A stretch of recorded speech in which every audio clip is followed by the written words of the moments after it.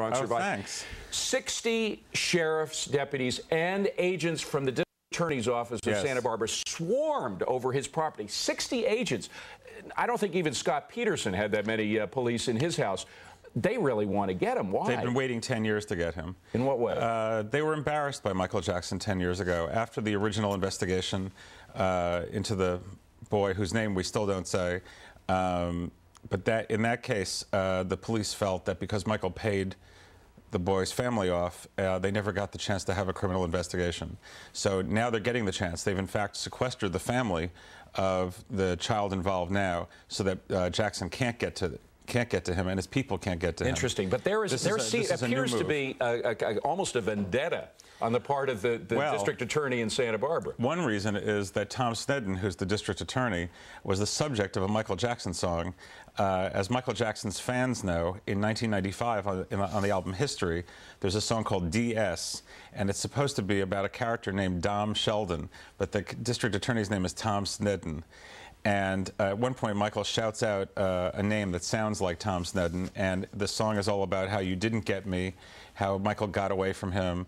It was in your face. It was very in your face. He actually accused him of being a member of the KKK. Wow. And said he had no social life, and this is why he had nothing better to do with his time than harass Michael Jackson. Now, if this is a I know you're not a legal expert, but if this is a personal vendetta, might that not undermine the case against Jackson? Well, it's not a personal vendetta, but I think that Michael baited him. And that was the wrong thing to do, because I think it's stuck in his craw. And he's been asked about it, Sneddon, over the years, and he's just said, well, I don't care what Michael Jackson does. I'm doing whatever I have to do legally. But it's hurt. You know, all these different things have hurt. And I think that when they saw Michael's videos last winter, and all of a sudden now, we said today on FoxNews.com that there's so much film now on Michael in the last year. Including this, of course, famous piece of film, which led to some people saying that his kid should be taken away from him. Well, that's certainly not a good video.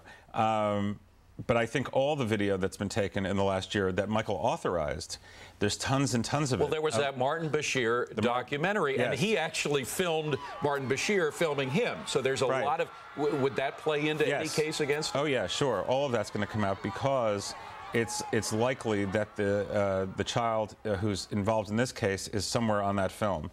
And so this film, the film that a lot of us saw pieces of anyway, may become evidence in this particular case. Oh, there's no doubt of it, and there's no doubt that that's one of the things that they were looking for when the police went to the ranch, was looking for all the outtakes. There's tons and tons of film. If you remember, here at Fox, we ran Michael's version of the documentaries, all with his outtakes, and all of those outtakes are stored at Neverland now. Now, very quickly, Michael Jackson says all this is timed to coincide with the release yesterday of his new CD. This is an attempt by whomever to undermine his career. Well, what do you say? That may be, but there's also something else that was timed, apparently, because just a few days ago, Michael's father, Joseph Jackson, gave an interview in Europe that was leaked out, in which he admitted that he had beaten Michael as a child when Michael was a child, and this made worldwide headlines. Louis Theroux did the interview, but it was very strange about the timing of that and how it even came out and why he would even admit to such a thing.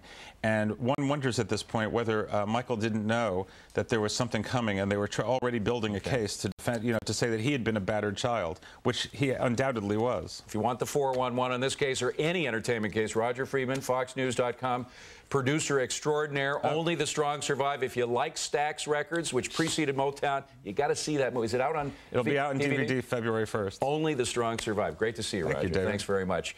Keep it right here on Fox for the very latest on the King of Pop, 2 p.m. Eastern Time. That's about 2.